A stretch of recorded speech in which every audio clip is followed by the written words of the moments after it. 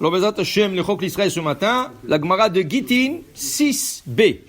Amarav Chizda, le Olam aliatil Adam ema etera betor beto, שהרי פילגש בגבעה, הטיל עליה בעלה אימה יתרה והפילה כמה רבבות מישראל. Il dit ici qu'une personne doit faire très attention de ne pas faire trop peur à sa femme et à ses enfants. Oui, à ses enfants, des fois on fait peur, mais d'apparence extérieure, mais pas trop. Il y a des gens qui exagèrent, ce sont des dictateurs.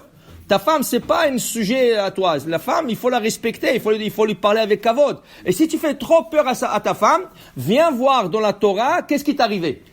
Il y a une histoire d'un gars, d'une personne dans la Torah, il a fait trop peur à sa femme, dans le prophète. Il a fait trop peur à sa femme. Okay? Qu'est-ce qui t'est arrivé? Un jour, il a trouvé une mouche dans la soupe. Ça, elle peut pas contrôler elle. Qu'est-ce qu'elle peut faire elle? Elle lui a servi la soupe. Il y a une mouche qui est tombée. Qu'est-ce qu'elle peut faire, elle? Maintenant, lui, il était tellement méchant. Il lui criait, il lui harcelait. Alors, elle s'est sauvée de la maison. Elle s'est sauvée. Où est-ce qu'elle est partie? Chez ses parents. Mais ses parents habitaient loin. Elle a marché 2 jours pour aller chez ses parents. Maintenant, lui, quand il se calme, il oublie tout. Après qu'il se calme, il oublie tout. Alors, il est parti chercher sa femme. Il est parti chez le beau-parent. Le beau-parent, Baruch Haba, comment ça va? Viens, reste avec nous. Une semaine, il restait avec le beau-parent, il leur donnait à manger, ils ont fait les shalom, ils ont emmené le rabbin de la ville, tout ça. Top. Après une semaine, il dit à son beau-père, écoute, je veux partir avec ma femme. Il dit, reste encore un peu, parce que le beau-père, il voulait qu'il reste encore un peu pour calmer. Il dit, non, il dit, ok, yallah, un jour. Après, le lendemain, il dit, je vais partir avec ma femme. Il dit, reste encore un peu avec nous. Le 3e jour, il dit, ça y est. Il dit, reste encore, tu sais quoi, on va manger à midi ensemble, et après tu t'en vas. Ils ont mangé midi ensemble, c'était déjà l'après-midi, il est parti avec sa femme. Maintenant, quand il marchait, il commençait à faire nuit. Alors il dit, je peux pas continuer, il va faire nuit, où je vais rester? Il y avait une ville, c'était la tribu de Benjamin. La ville de la tribu de Benjamin. Il est rentré dans la ville, il a commencé à demander aux gens, excusez-moi, je dois partir chez moi demain matin, est-ce que je peux rien que passer la nuit chez vous, dormir avec ma femme? Ils lui ont dit non, tu peux pas. 1, 2, 3, tout le monde. À la fin, il a trouvé quelqu'un, il lui dit écoute, moi je t'accepte à toi, ta femme tu la laisses dehors. Alors lui, comme c'était un méchant, il dit oui. Il dit à sa femme, toi tu restes dehors, et lui il est rentré. Le soir sont passés des voyous, ils ont abusé de la femme. Le lendemain matin, ils ont trouvé la femme morte, au seuil de la porte. Lui, qu'est-ce qu'il a fait? Il a emmené la femme chez lui à la maison, morte. Il l'a coupé en 12 morceaux. Et il a envoyé ça à toutes les tribus d'Israël. Réhouven, Shimon, Lévi, tout ça. Il a dit, regardez qu'est-ce qu'ils ont fait la tribu de Benjamin. Ils ont tué la femme. Le Sanhédrin se sont énervés. Il dit quoi? Comme ça ils ont fait. Ils ont envoyé une lettre à la tribu de Benjamin. On veut avoir le voyou. On veut voir qui c'est qui a fait ça. On va leur punir. Benjamin, ils ont dit non, jamais de la vie. On ne donne pas. Il dit, si vous ne donnez pas, ça va être la guerre. Il dit, on va faire la guerre. Ils ne voulaient pas donner.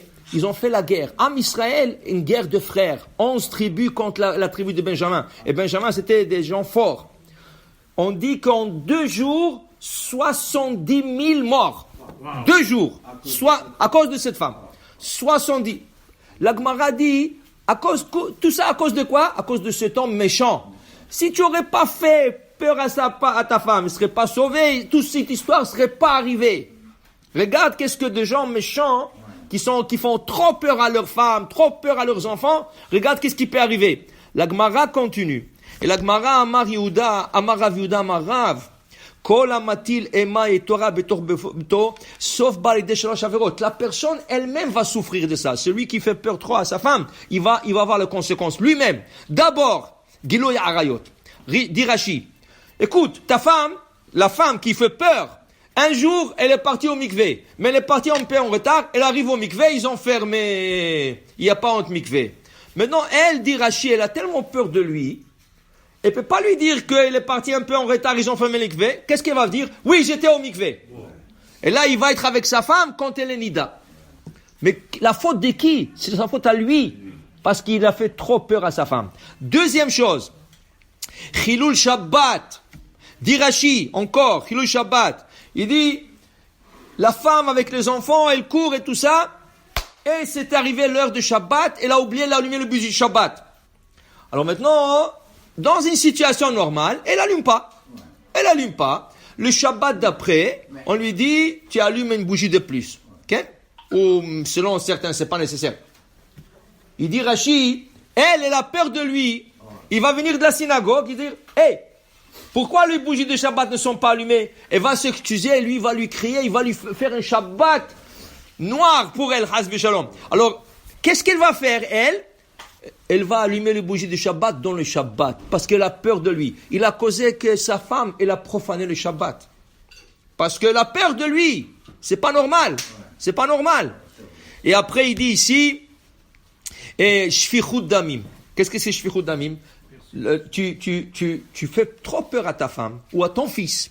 Rachid dit à ton fils, écoute, ton fils, sa mère lui dit, attends que ton père il va venir. Et le père, il est méchant, il frappe, il crie et tout ça, et le petit, il a peur. Il a fait une bêtise à l'école, et là, le père, la mère, il dit, attends, ton père il va venir. Le petit, il a peur. Qu'est-ce qu'il fait? Au milieu de la nuit, il se sauve de la maison. Dit là, Rachid, il y avait un cas comme ça. Le petit, il se sauvait de la maison. Il a couru dans un champ, il y avait un trou, il est tombé, il est mort. Shfichut damim. Qui c'est qui est responsable de ça? Le père. Pourquoi tu fais trop peur aux gens de ta famille? Ken? Regarde qu'est-ce que tu peux faire. Un homme doit être gentil avec sa femme, ses enfants et avec le monde en entier. Pas seulement avec sa famille, mais surtout avec sa famille. Ken? Dit la Gemara, il y avait un rave comme ça dans le Talmud. Il s'appelait Rabbi Hanina ben Gamliel. Rabbi Hanina ben Gamliel, il faisait trop peur à ses serviteurs et à sa famille. Un jour, il a acheté un veau dans le marché. Il a emmené le veau. Il leur a dit, emmenez le shohet, égorger le veau et préparer le souper. Tof, ils ont préparé tout. Il est arrivé à la maison.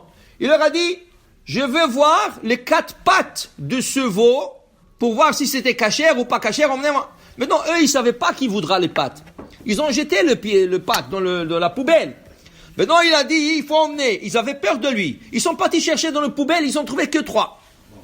Qu'est-ce qu'il a fait un esclave? Il avait peur de lui. Il est parti, il a pris un animal vivant. Il lui a coupé le pied, il lui a emmené, voilà 4. Ah, ok, il a regardé, c'est cachère, c'est cachère. Après qu'il a mangé, Rabbi Hanina ben Gamliel, après qu'il a mangé, il est parti faire un petit tour. Qu'est-ce qu'il a trouvé à côté de poubelle? La patte qui en manquait. Alors il est revenu à la maison et dit, dites-moi, combien de pattes il avait cet animal? 5. Mais la Gemara dit, écoute, s'il aurait dit, préparez-moi les pâtes, il aurait préparé la pâte aussi, qui n'est pas cachère, parce que tu ne peux pas prendre un animal vivant et lui couper les pieds, c'est Ever Minachai. Et il aurait mangé non kosher. Minas Shamaim, ils l'ont sauvé, parce qu'il était un tzaddik. Mais pour te dire, une personne doit être toujours gentille. D'abord avec les gens de sa maison, avec sa femme et ses enfants, et aussi avec le monde à l'extérieur. Baruch Adonai Le'olam. Amen ve Amen.